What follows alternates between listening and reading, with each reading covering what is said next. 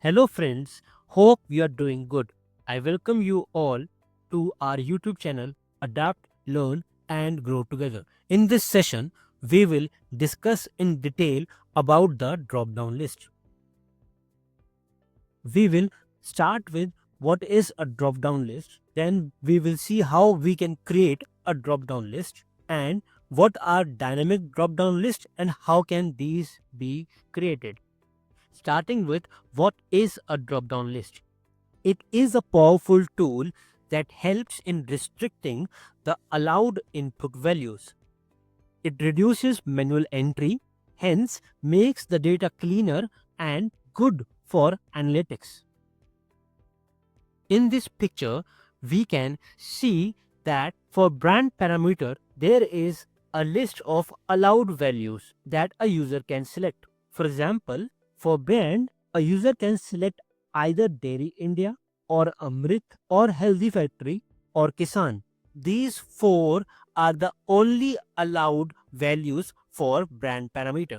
This is also called as drop down list. Let us now discuss and understand how the drop down list is created. This picture will help us in understanding the steps which we follow while creating drop down list in Excel. Here in the example given to us, we have category as an input parameter and we will be creating a drop down list for capturing the user input for category parameter. To create a drop down list, we will first select the data tab, then we will go to data validation inside the data tab, and in the data validation dialog box we will select settings as our section. Inside the validation criteria, we have the first parameter as allow. Since we are creating a drop down list, in the allow section we will select list from the given options. The other data entry would be at source, and here we will be entering the range of values which we want to be allowed in the category parameter. Ignore blank and in cell drop downs. We will leave them for now as true, and then we will click on OK. When we click on OK, we will see that there is a drop down cell created in column R beside category parameter, and the user has only 4 options from which the user can select the input value for the category parameter. Let us now move to our Excel sheet to understand this better with the help of examples.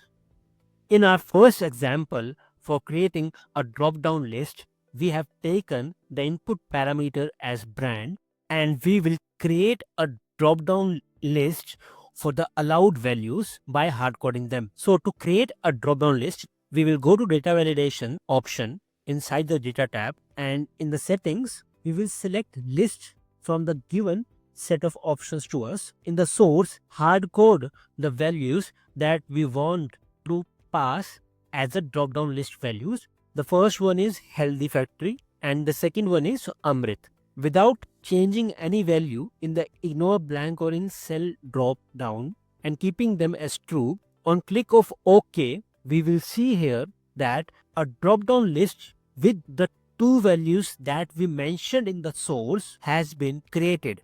Now the user is allowed to select the brand name or to enter the brand name basis the values which are present here. The user can only select the brand name as either Healthy Factory or Amrit. So this is an example where we have manually passed the allowed values. Now moving towards our second example. Our second example is same as the first example. Here also we are creating a drop down list with the allowed values. In the first example, we entered the values to be present in the drop down manually and we hard coded them.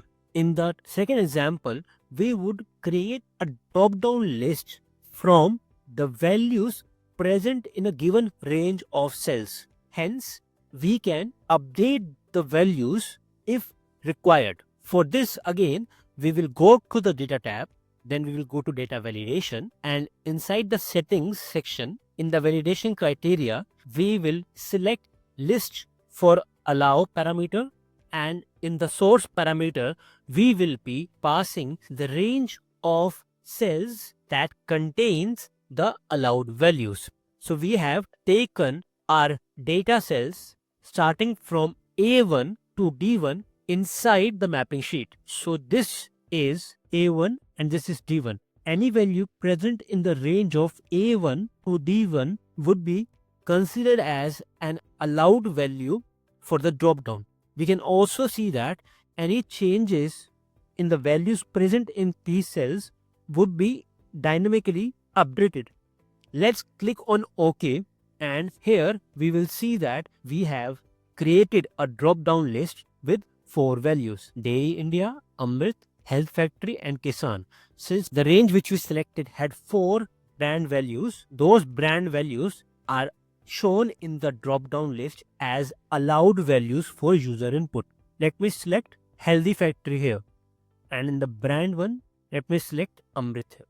So till now we have understood 2 ways of creating the drop down list. In the example 1, we created the drop down list by passing the source values as hard coded values. So till now we have covered 2 approaches for creating drop down list. In the first approach, to create the drop down list, we have passed the values that are allowed by manually typing those values in the source parameter. In the second approach, rest all remains the same, but we have passed a range of cells which contains the allowed values. Now let us move towards our third approach.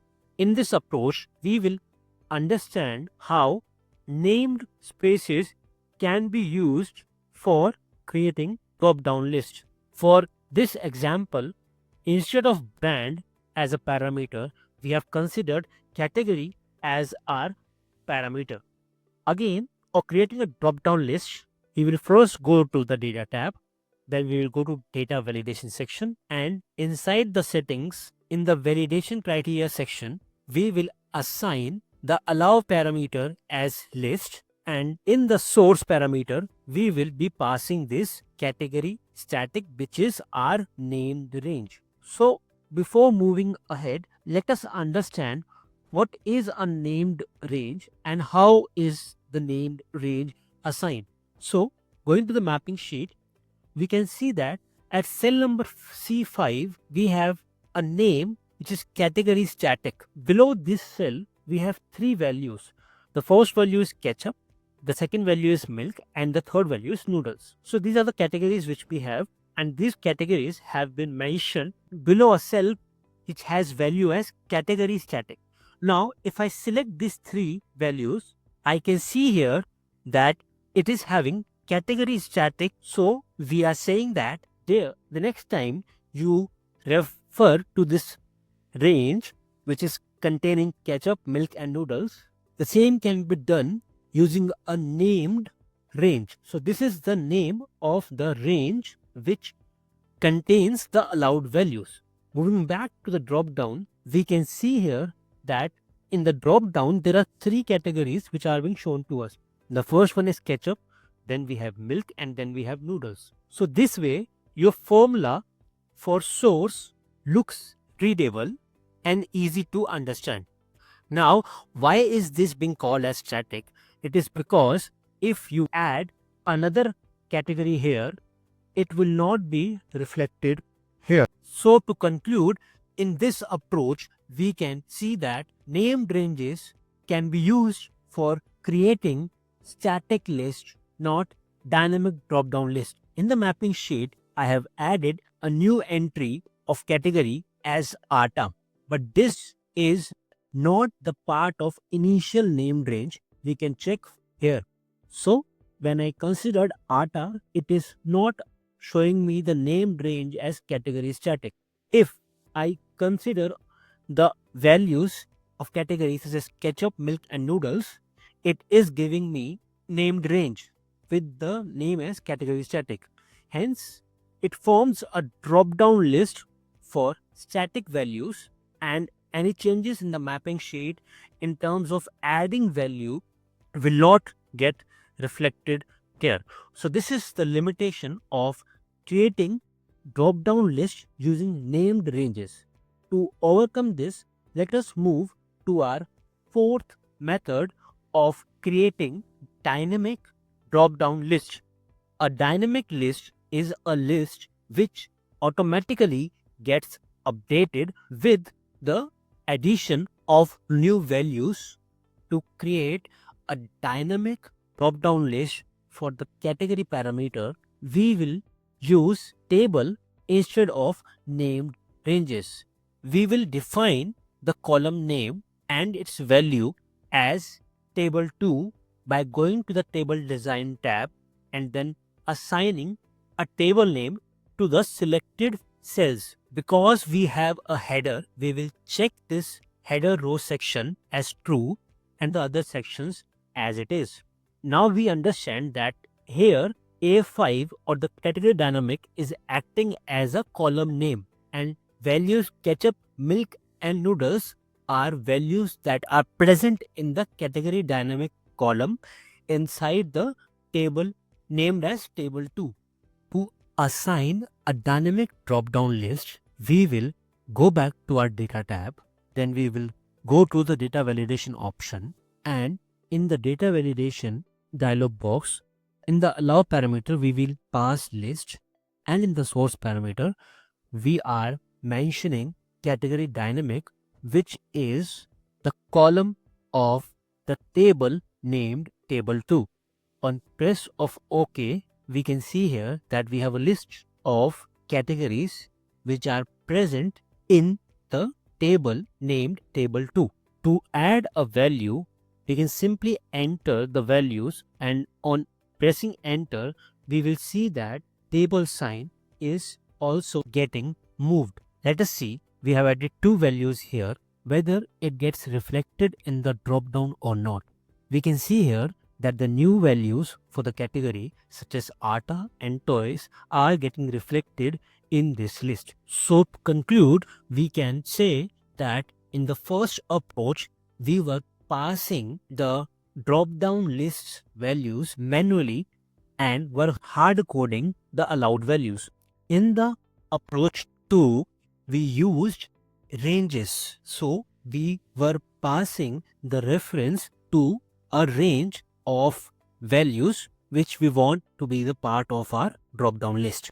In category static, we were using the named range to pass category values, but in these three we were actually creating a static drop-down list, and any addition or modification in the drop-down list cannot be directly done. In the last approach, where we are using the table concept, we are able to create dynamic list as shown in the example.